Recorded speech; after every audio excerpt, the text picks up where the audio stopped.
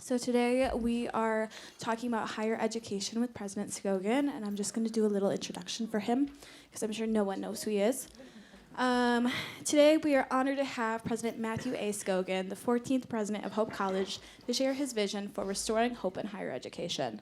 A 2002 Hope grad, President Scogin has a distinguished background in finance, public policy, and community service. Before returning to Hope, he served as a chief administrative officer at Perella Weinberg Partners in NYC and held pivotal roles at NYSC, Euronext, and Wachovia Bank. His experience in the U.S. Department of Treasury and his policy work in government has shaped his forward-thinking approach to education. With his deep ties to Hope College and his extensive professional experience, President Scogin is leading an innovative effort to reshape college funding.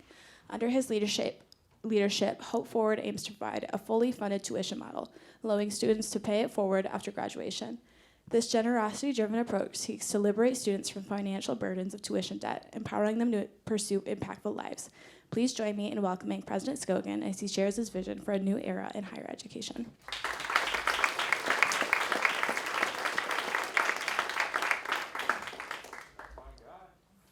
Thanks, Ryan. Thanks, Ryan, for not just for the introduction, which was really nice. You read it exactly as I wrote it. But thanks also for organizing today. It's really been a fantastic day so far. The keynote this morning was amazing, and it's really an honor for me to be a part of this. This is my 6th year as president, and this is the first time I've actually had a speaking slot at Critical Issues, so that's an honor for me. I'll say it's also really intimidating because this slot, the 2 o'clock session, I'm in direct competition with Professor Van Tongeren. Daryl is a New York Times best-selling author, and I'm not that. So Daryl and I have been trading texts all day, trash-talking each other as to who's going to have the biggest crowd size at our session. Of course, crowd size is how we measure success in today's political environment. So what we're going to do is we're not going to use real data. We're not even going to use pictures. We're just going to shout at each other as to who had the biggest crowd size. If you see a picture of his session and it looks full, it's probably because it was AI generated. So just be aware of that. The point is, thanks for being here. That's the point. I am excited to talk about this. Daryl is talking about lack of trust in the church as an institution, and our topic for this session is lack of trust in higher ed as an institution. Because I am an eternally hopeful person, I've titled this Restoring Hope in Higher Education. So we are going to talk about that at the end, what I think we can do, and a little bit about what we're working on at Hope to try to restore hope in the project of higher education. But the real topic is lack of trust and why that's the case. So that's how we're going to spend most of our time. I do think, and this is why I've titled it this way, that it's a noble project to try and restore hope in higher education. You know, like sometimes when something is being destroyed or torn down, you have to ask yourself the question, should we just let it get torn down so that we can rebuild something different or something new? And I think higher ed there's a lot around higher ed that needs to change, but I also think there's something worth fighting for. I think it's a noble project to try and restore hope in higher education. And that's because I think there is something unique that higher ed offers. And for me, one way to summarize what higher ed offers can be embodied, if we get the slides to work. There we go. Can be embodied in freshman move-in day. So here I am. This is just a few weeks ago, freshman move-in day. I'm helping somebody move something into Dykstra Hall. Freshman move-in day is by far my favorite day of the academic calendar. It's a day I look forward to every year. It's a day it's like Christmas morning for me. I just love the day. It's a day that's filled with all kinds of emotion.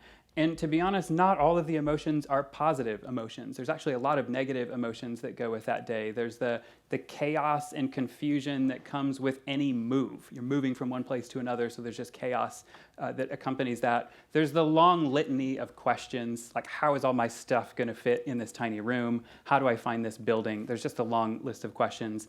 There's the sadness that comes from leaving home for the first time, living on your own. For most of our students, it's the case that coming to college is the first time you've lived away from your parents or your family. And so there's sadness related to that. And there's also the awkwardness, the total awkwardness of moving in with a complete stranger. So there's all these sort of negative emotions.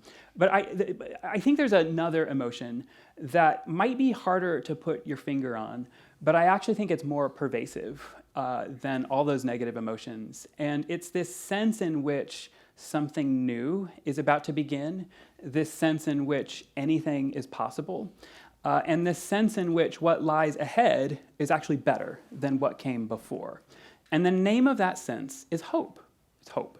And I actually think that for an 18-year-old, the institution of higher ed offers that sense, hope, better than anything else we've invented yet. It offers this sense of hope. Because actually, what we do is not just, like if you're just looking for career development, if you're just looking for a path into a job, there's much cheaper, much faster ways of doing that. If you're just looking for career development and a job path, then a residential four-year liberal arts college is kind of beside the point. What a place like Hope does so well is offer a very well-lit, very well-worn path through the chaotic darkness that exists between childhood and adulthood. And that's a journey we all have to go on, this journey from childhood to adulthood. And it's a journey that's really easy to get lost. It's really easy to get lost on that journey unless you have good guidance. And I think that's why a place like Hope exists at the end of the day, is to journey with you, our students, through that process from childhood to adulthood and launch you into the world. What we're seeing, for the first time really in human history, is we're seeing a rapid decline of trust in our ability, in higher ed's ability to do that. These are Gallup poll numbers. And the headline here is that the trust, public trust in higher ed is at an all-time low. You may not be able to read this, but this is a 2015 Gallup poll. This is the percentage of Americans who say they have confidence in our system of colleges and universities. 2015, 57%. Last year, 2023, it's 36%. So it's dropped 21 percentage points in 8 years. It's a stunning decline, an incredibly precipitous decline. And at the end of the report, the authors give the finances as the number one reason. Their words are, it's the rising tuition and mounting debt problem associated with higher ed as to why this decline has been so precipitous. There's lots of other reasons, and they name some other reasons. Another big one is politics, institutions of higher learning becoming politicized. And of course we see that, we see colleges and universities sort of planting a flag politically, right of center, left of center, places saying we're going to be a decidedly right of center or left of center institution. I'm not going to spend much time on that because I actually think that's a problem that's fairly easy to solve. You just have to decide to not be political, which is why I spend so much time saying that Hope is going to be decidedly Christian, but we're not going to be political as an institution. And we want that so that individuals, faculty and students, can have their own political convictions. And I think the best way to do that is for the institution to be apolitical. So the political stuff is real, but I think it's, as I said, I think that's an easier problem to solve. You just have to decide you're going to not be political. The financial one, which is by far the number one reason that this decline in trust has been so precipitous, is a much more difficult puzzle to solve. The Gallup numbers were a year old. This is Pew Research. This is this year, this summer, Pew Research did a full study on the financial question. The question they're asking is college worth it? And basically, the answer that most Americans now give is no, it's not worth it. 78% of Americans say that college is not worth it. It's not worth the investment if that investment involves student debt. And that, of course, is a problem because the vast majority of college students today are graduating with debt. At a place like Hope, about 2/3 of our students are graduating with debt. And many places, it's a much higher percentage. Of course, it makes sense that most of our students are graduating with debt because the costs are so high. So this just shows the history of the cost of Hope College from the very beginning through today. This is tuition, room, and board, so full costs all in. The first orange circle there is the year 2000. That's when I was a student at Hope. And when I was a student here, that's right in the middle of my student years, I graduated in 2002. The cost of a Hope education then was $20,000, all in, tuition, room, and board. Today, it's $55,000. So that means in 24 years, it's more than doubled. And it's basically, it's not even a full generation. My oldest daughter is 16, so she's a couple years out of college. So it's more than doubled in, I guess you could round that up to a generation, but it's slightly less than a generation, at least in my family. Now, I want to put this in perspective because we all expect prices to go up over time. That's called inflation. And the world has been talking about inflation a lot over the last few years. So let's look at, let's try to put this price increase in perspective. This is a gallon of milk. Let's use my lifetime. I was born in 1979. Over the course of my lifetime, 45 years, the price of a gallon of milk has gone up 321%. And you say, okay, I guess that seems like a lot, but I don't really know how to put that in perspective. I guess it depends on whether or not wages have gone up. And the answer to that is yes, wages have gone up. Again, same time horizon, my lifetime, the last 45 years, the average American wage has gone up by 254%. So not as much as a gallon of milk has gone up, but still has gone up considerably. But look at what's happened to higher education. The average cost of a college education in the United States over the same time horizon, my lifetime, has gone up by over 1,000%, which means that even after you adjust for wage increases, the cost of college today is still 4 times more expensive than it was the year I was born, 1979. It's outpaced inflation by a lot. That's the point. And that is why there's such a problem with student loan debt. If you add up all of the debt that every American owes today, just for college, the total number is $1.8 trillion. That's the total accumulation of student loan debt in the United States. If that were 1.8 trillion, if that were the GDP of a country, it would be the 9th largest country in the world. That's the scale of the problem we're talking about. And there's been a lot of public policy conversation over the last couple of years about whether we should cancel this debt. Some people say just cancel it out. And we can disagree as to whether that's a good thing or a bad thing. What I think we can all agree on is even if that's canceled out, even if you just say, okay, starting tomorrow, that debt is gone for the people who owe it, the problem still hasn't been solved because we'll graduate students this year, as will every college, and the debt will continue to accumulate. So you haven't solved a root problem by canceling that debt. I think basically the headline so far is this. The tuition-based funding model of higher education is broken. It's the tuition-based funding model. It's the business model that I think is broken. I don't think the education is broken. I think there's still, as we said at the beginning, I think there's still something profoundly important that an education from a place like Hope offers. And I think my life is a living example of that. I came from a middle-class family in Portage, Michigan. My mom was a middle school science teacher. My dad was a chemist. He worked at a pharmaceutical company. I'm the oldest of 4 kids. When I came to Hope, my parents had to take on a second mortgage just to figure out how to make this work. And yet, Hope did me well, man. I had a great career after graduating Hope. I got the chance to work in government. You heard my bio. I got the chance to work in government. I got the chance to work at the New York Stock Exchange in Washington, D.C. By the way, he's going to hate that I'm doing this. I put this picture in before I knew he was going to be here, but one of my colleagues from the New York Stock Exchange is here, John Halvey, who's sitting in the back hiding. He was the general counsel, the head lawyer at the New York Stock Exchange during the years I worked there. He's giving a lecture tomorrow for finance and pre-law students, so it's really cool that you're here a day early. He seriously is one of my mentors. The point is, I think my story shows, and obviously a lot of people have bigger barriers than I did, but I think my story shows that the American dream is still possible. You don't need a back door or a side door. What I do think you need is a great education, and you can have a great career, but I think you need a great education to have that kind of path. The problem is, oh, and by the way, my story is not unique. There's great research showing that.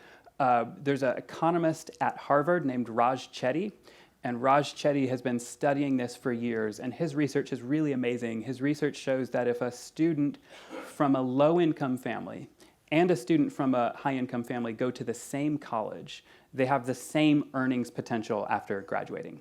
So he's basically showing that college is the great equalizer. It doesn't matter entirely what socioeconomic background you come from. If you go to the same college, you have the same opportunities for success after you graduate.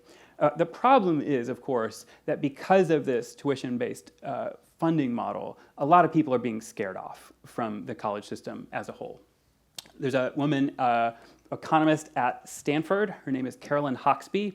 And she, too, has been studying this problem for a long time. She has a series of papers, so many papers that they now just call them the Hawksby papers. And her papers show that a lot of students will simply not apply to college or not apply to a specific college just because the sticker price of tuition scares them off.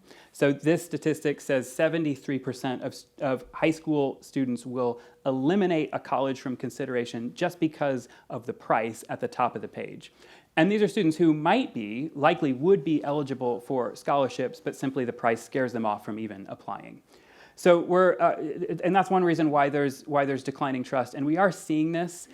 There's not data out yet for 2024, but for 2023, so for the high school graduating class of 2023, 61%, last year, 61% of high school seniors went to college, 61%. 15 years ago, it was 70%. So we've dropped a whole 9 percentage points in 15 years of the percentage of high school students who are going to college, period. And that's the first time in US history that number has declined, because it was going up, up, up, up, decade after decade. And for the last decade and a half, it's reversed course. And that's what Carolyn Hawksby, that's what these papers that she's doing at Stanford are showing, that the finances is the main reason behind that. Another thing that's happening is, and we could talk about this all day, but as the price has gone up, there's something that I believe is actually quite toxic in terms of how institutions, how colleges relate to students. And what's happened is, as the price has gone up, colleges start to think of students as customers. And I don't like that. I don't like thinking of students as customers. You're students, you're not customers. By the way, if you press me, it's not like I'm against the concept of a customer. It's just that I don't think students are our customer. If you press me on who's our customer, I actually think that our customer is the labor force. Because if we're a factory, the question is, what are we producing? What we're producing is an educated student. And then the question is, who's buying that product? It's the labor force, it's employers. I actually think the labor force is our customer, not you, our students. You're entering into this learning community with us, with our faculty, to learn together. And so I don't like having this sort of transactional relationship with students, and yet it's something that's happened because the price is so high. If you think about, like, what is a customer? Just boil it down to a really simple level. A customer is someone with dollars in their hand looking to buy something. And the interesting question is, if colleges think of students as their customer, then what exactly is it that they think their students are buying? Is it a degree? Is it a job? Is it grades? Could be all the above. I go to these meetings with college presidents, and one of the puzzles that college presidents are trying to figure out right now is, why in the world has grade inflation gotten so out of control? This is a chart. It's about 8 years out of date. This goes through 2015. But this shows grade inflation. And what this axis is the percentage of college students who get an A. Percentage of college students who get an A. 1963, it's about 15% of college students who get an A. Today it's over 50%. It's over 50%. And if you take this chart and go back to the tuition chart, they almost have the same, it looks like almost the same chart. And I don't think that's a coincidence. I don't think it's a coincidence that as tuition has gone through the roof, so too has grade inflation. I don't think it's anything nefarious. I don't think faculty are sitting around saying, oh, these students are our customers, so we better give them good grades. I actually don't think it's intentional. I just think it's kind of in the zeitgeist. I think it's the incentive structure is set up now where students are paying institutions massive amounts of money just to keep the lights on. And so the incentive structure is such that colleges are kind of incentivized to give their students who are paying to keep the lights on the grades they want. I'm just going through reasons why we've lost trust, and then we'll open it up for conversation. This one is, people aren't talking about it as much, but one thing that's happened as the price of college has gone through the roof is that the middle class has gotten squeezed out. It's gotten squeezed out of higher ed. Brookings Institution defines the middle class as the middle 60%. So take out the top 20% of earners and take out the bottom 20% of earners, and the middle 60% is how Brookings defines the middle class. If you take a place, let's pick on Princeton. Hopefully nobody here has a Princeton connection. If you do, it's an amazing institution. We love Princeton, but let's pick on them for a second. Princeton, 75% of their student body comes from the top 20% of earners, 75%. They pull 20% of their student body from a Pell-eligible population, so let's roughly call that the bottom 20%. 75 plus 20, that's 95%. 95% of their student body is coming from the top 20% and the bottom 20%.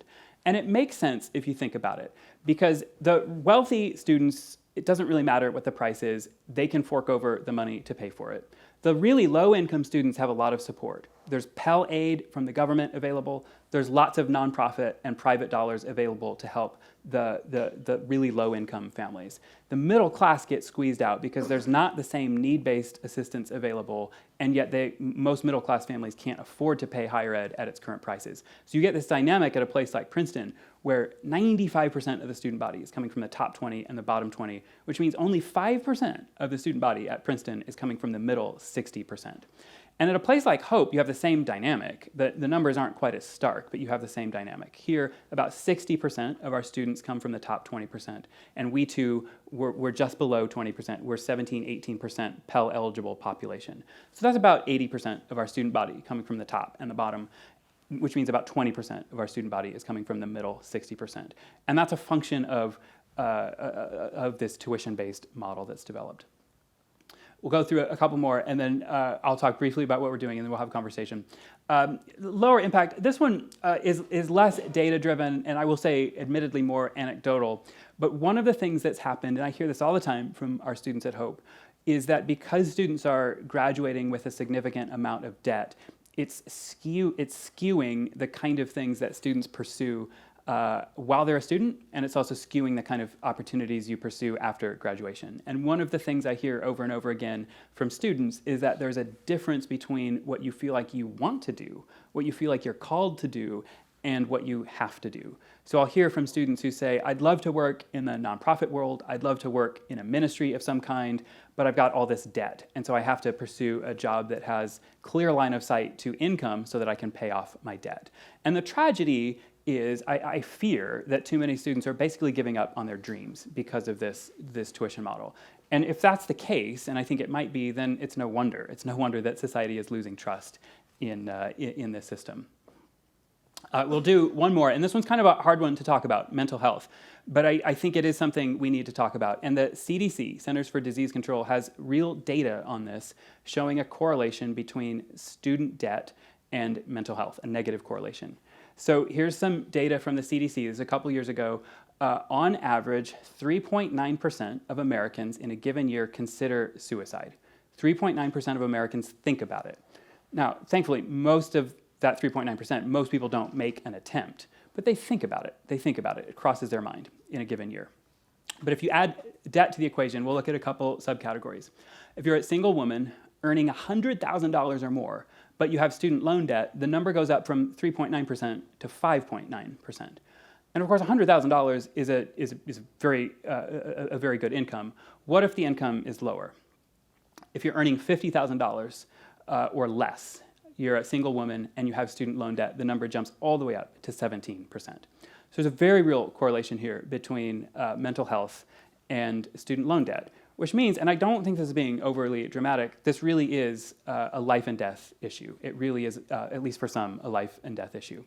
And what we're doing at Hope is taking all of this mess of a problem and trying to figure out if we, as a place called Hope, can do something about it. And what we decided to do is go straight to our mission, straight to our Christian mission, and see if there's anything there that can inform how we might approach this problem. And we hovered on something Jesus says in Matthew 10, where he says, freely you've received, now freely give. And a few years ago, we started asking the question, what if we actually made that our business model? What if we threw out the tuition and debt-based business model and tried to apply the words of Jesus, to not just to our personal lives, but to our actual structures, to our actual business model? And that's the idea you've probably heard mentioned, you've probably heard me talk about. It's this idea called Hope Forward. We call it Hope Forward because it's basically a pay-it-forward model for funding your education. The whole idea is, what if you could pay after you graduate, not before?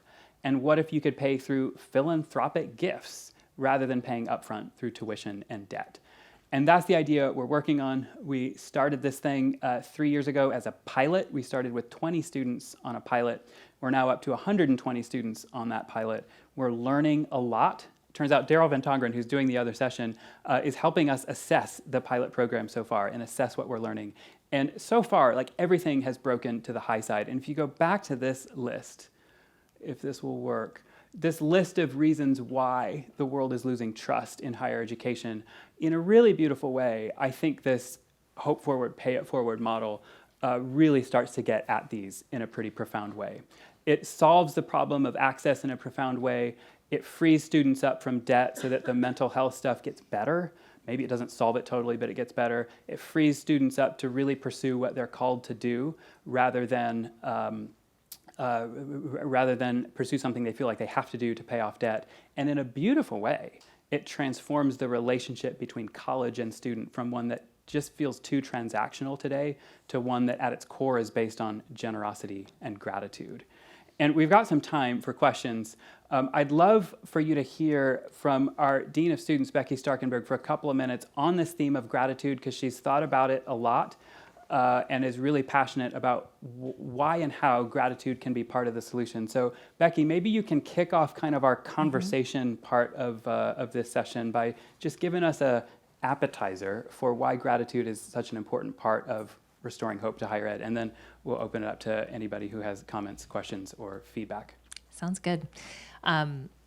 So I think for me as the Dean of Students and Vice President for Student Formation, my job at Hope is to kind of cultivate the environment outside of the classroom that you as students live within, right? That's kind of the high level of what I get to do in my job every day.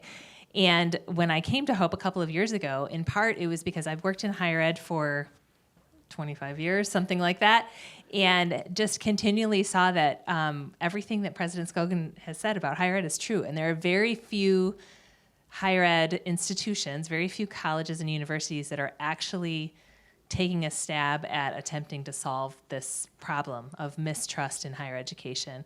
There have been a lot of things tried, other strategies, but there aren't great solutions out there. When we go to conferences, there aren't a lot of schools, right, that are saying like, yeah, we figured this out and we've solved it. But there are lots of models we could talk about. So as I came to Hope, I started to hear Scogin talk and see what was going on here and realize like what we're doing here is so important to you all as students for your life. So it's really, I think, more than the business model. It's about cultivating generous people. And generosity isn't just about like me handing $1 to someone. It's a way of life. It's like tapping into kind of that abundant life that is described in Scripture. And so many of our higher ed institutions are solely focusing, I think because of that transactional customer drive, they're focusing exclusively on workforce preparation or making sure that you as a student is you're getting what you need to then go and get a successful job and be a successful person for you. And at Hope, I think what we're doing is actually quite radically different. We're trying to help our students. We're on this beginning of a journey of helping our students think about like how could being in a generosity-based business model help also cultivate generosity in our graduates so that when you leave here, you're actually able more freely to give not only to Hope College, but to the other institutions and places that you find yourself. So you're going to be in churches, you're going to be in a family, you're going to be at a school, you're going to be involved in your civic engagement in your town. Maybe some of you are going to run for office. How does having a generosity-based model then help you give back to the world and bring hope to the world? We talk about people, we want our graduates to be hope bringers. So how does that really shape? And I think part of that, I get really stoked about it, honestly, because I feel like part of the mistrust in higher ed is that we've kind of turned toward higher ed being solely about individual success. And don't get me wrong, like I know we all have our goals, and I'm a success guru just like anybody else. I want to succeed, but yet to kind of flip that and to say, wow, what would the world look like if we can continue to live more deeply into our mission? And the kind of leaders that you guys develop are the kind of leaders that embody generosity. So we're talking about that a lot in student formation. I'd love to hear from students, frankly, like whether you think that's possible or what you think we need to do to make that better. But maybe we'll stop there and open it up for discussion. That's amazing. Yeah. We've got, I need to get you out of here by 3 o'clock so you can get to the next session. So that means we've got 15 to 20 minutes for conversation. So 2:45. I've been told 2:45. 2:45, okay. Well, who's in charge here, Becky? I don't know. Where's I don't know Ryan? either. Ryan's in charge. 2:45 there. Go ahead, Curtis. So let's see. So I wonder what's some ways that you can help improve all those things all those that situations. Yeah, like we're saying, we think a generosity-based business model might be, maybe not, we're testing it, but it might be the solution to all those things. That if we have this generosity-based model that Dean Starkenberg was just talking about, this model of paying it forward, that's what we're trying. It may or may not be the best idea. It may or may not be an idea that works at every place. I think the interesting dynamic, Curtis, is when you think there's 4,000 colleges and universities in the United States. And if we had a room big enough and got all the presidents of all those institutions in a room and said, who thinks the business model is working, you'd probably have only 12 or 11 people raise their hands, because those are the people who have endowments big enough to just keep going through whatever the future is. Everybody else would say, this is not working. It's not working. And yet, of those 4,000 places, no one's doing anything about it, in my view. And I think, who better than a place called Hope to raise their hand and say, we're going to try something. We're going to be a guinea pig, and we're going to try something different. And it may or may not work. That's why we're calling it a pilot, because pilots are something you learn from. Pilots are something you can course correct from. It may or may not work. So far, it's breaking to the high side, and we think it's working really well. But we'll see. It's a long journey. I thought there was a hand somewhere else. Yeah. A solution is it's where people salute themselves. Huh?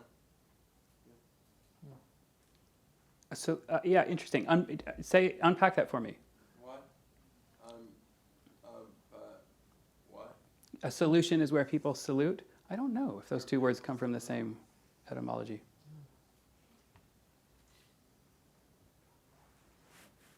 Yeah, we'll go to Dakota. What do you think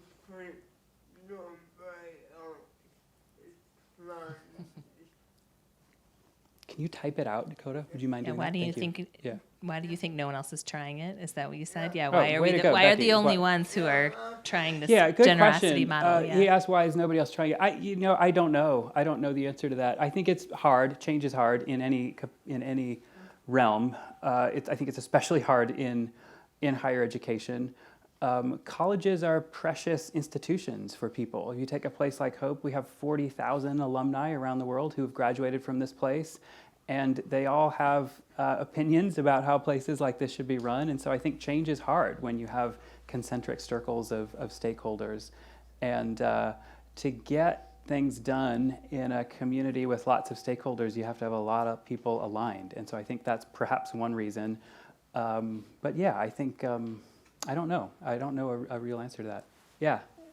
I know, so on average, debt for a college student, from around $30,000 to $37,000, from graduating college. And I know you said you got the Hope Forward, and how many years do you think it's going to take for Hope College to get the vision of being able to have other Hope students, the Pay It Forward program?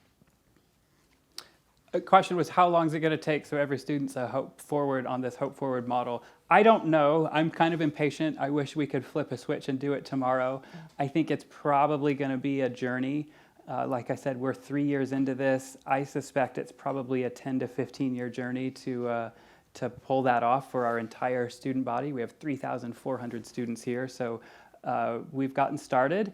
That's the good news, and we're learning a lot. But I think it's going to be a long journey until we get all the way there. If you think about, it's a whole separate conversation. We talked about the problems a Pay It Forward model solves. It's a whole separate conversation as to how we pull that off, how we make that happen.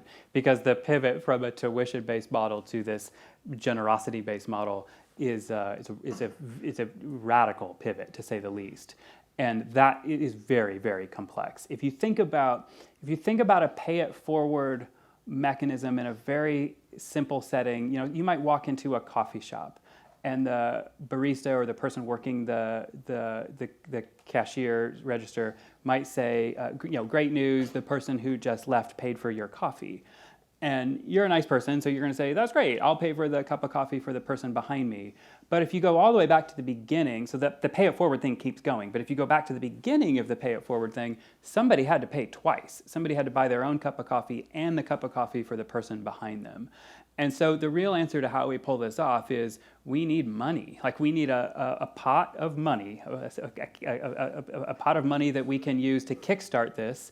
And then eventually you can think of that as an endowment, but it's probably not a typical endowment because we'll probably spend it down over time. And then the gifts that students give as they graduate will make up that difference, if that makes sense. But the real answer to how we pull this off is we need fundraising, which is a big part of my life. Can I just add another? So the leadership at Hope, we're looking at the rankings, and we're 23rd most innovative college in the United States, a new category that just came out this week. But if you look at that list, most of the colleges above us cost like $20,000 to $30,000 more than we do per year. And very few of them are actually doing anything innovative, in my opinion. Right. Berea College is a work college, and their tuition is quite low. And so work colleges are kind of cited as like one of the innovators.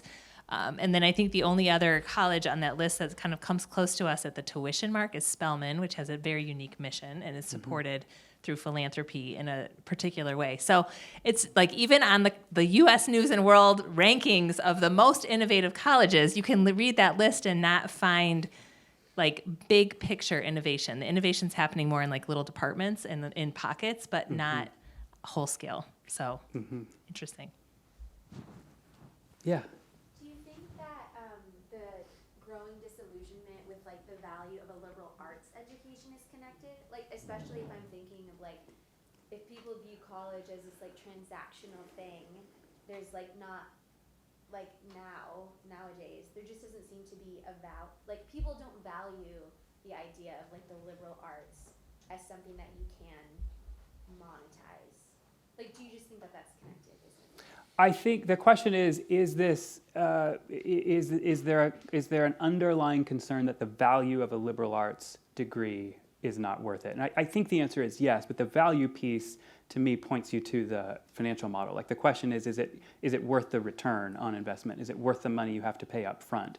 I don't know that anybody's really asked the question, like if you take the cost factor out of the equation, is what we do still worth it? And my hunch is most people would agree that it is. I don't know that there's a lot of people criticizing the core thing we do. As I said, there's the politics and there's for sure things that need to change.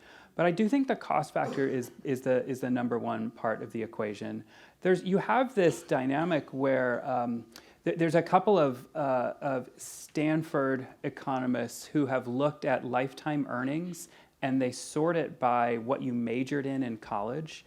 And it's really interesting because English majors and philosophy majors come out ahead if you look at one's whole lifetime. If you look at the first 10 years, business majors come out ahead. So I think what that's saying is like there is value in a liberal arts degree, because what a place like Hope prepares you to do is to think, to solve problems, to go out into a broken world and say, I think I can take this on. I think I'm a person who believes in hope and I'm prepared to solve problems, so I'm going to go after it. So I do think there's real data showing that the kind of education we offer is worth it. I just think the real question that people are asking is, I don't know if it's worth going into as much debt as I have to go into, and I don't know if it's worth the upfront cost.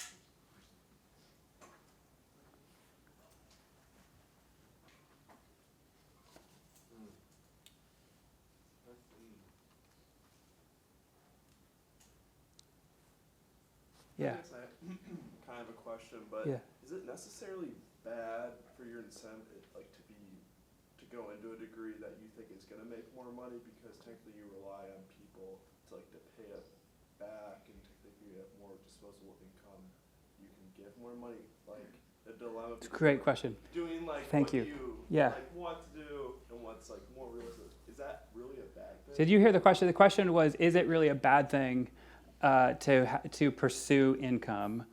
And then you added a really interesting clause: if you have higher income, you can give back more. So the definitive answer to that is it's definitely not a bad thing to pursue income. And of course it's not. Of course he's right that the more income you have, the more opportunities you have to give back. There's a guy who wrote an amazing op-ed in the New York Times. 2010, 2011, something like that. And this was a guy who had decided, he had like done the calculus and decided that he could have a bigger impact by working his entire career on Wall Street and giving the money away than he could if he had started his own nonprofit. So he'd like done the calculus, how many lives can I impact by starting my own nonprofit versus working a lucrative career and giving the money back. So, and obviously that's not, not everybody's going to have that kind of mindset. Not everybody's going to do that kind of calculus. So that's not a problem. I want to be clear that chasing income is not something I have a problem with. What I have a problem with is someone diverting themselves from their dream. Someone who says, I want to be whatever, fill in the blank. I want to work for Doctors Without Borders, or I want to work for Teach for America, but I've got $50,000 of debt, so I'm going to pursue a career path to pay off my debt. That's what I have a problem with, which is why the slide said, the slide focused on people who are giving up their dreams. Some people have a dream to work on Wall Street, and that's great. I did it. I worked at Wall Street for 11 years. I have no problem with that. I have a problem with people who feel like they have to give up on their dreams because they're burdened by debt, and that's where I think the business model is very simply skewing people away. And if you think about it from a theological perspective, God needs people of light and hope in every single industry. God needs people of light in medicine, in law, in finance, all over the place. So if that's where you want to go after it with all you've got. But if you feel called to something in the nonprofit world or the ministry world, I want you to be able to pursue that without skewing yourself away from it because you're burdened by debt. That's the point. Awesome. I think that's a question. Sorry.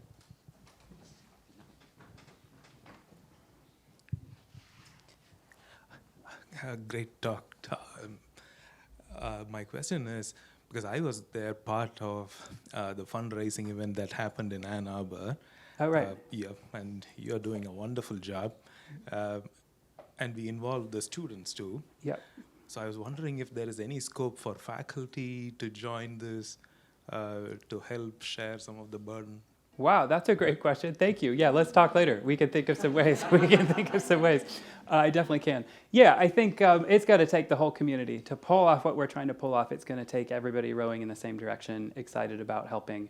And I think it's cool. Becky mentioned that the U.S. News rankings came out yesterday. I have a love-hate relationship with those rankings. Most of the time I hate them. If you were here a year and a half ago when Malcolm Gladwell came to campus, he didn't really talk about the rankings when he was here, but if you look up his podcast, he's gone on a tirade about how the methodology of those rankings is messed up. So all that aside, the world is we're 23rd in the nation. And again, there's not subcategories for that list. So there's 4,000 schools in the pool. We're 23rd in the nation on their list of most innovative colleges in the country. And I think it's because we're one of the few places raising our hand saying we want to try to do something about this problem. So thanks for your offer to help. I'm grateful for it, and it is going to take the whole community and then some to pull this off. But like I said, I mean, it sounds cheesy, but just because it sounds cheesy doesn't mean it's not true.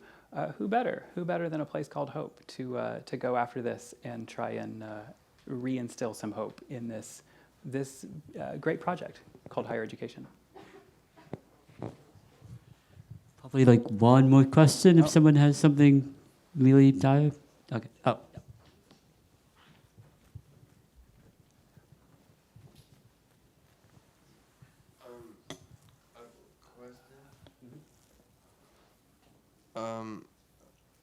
Who is this person who believes in hope?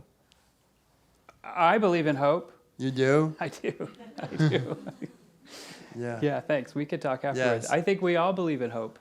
Mm-hmm. Like I said, I think places like Hope uniquely offer hope to individuals. And as a place called Hope, I think part of our calling is to provide hope to the world. Really? I do. I do. That's great. The bold, talk about a big goal, right? Right. Being a small college that wants to provide hope to the world. Mm-hmm. Thanks, everybody. Thanks for being part of it. Thank you. You're out on the dot.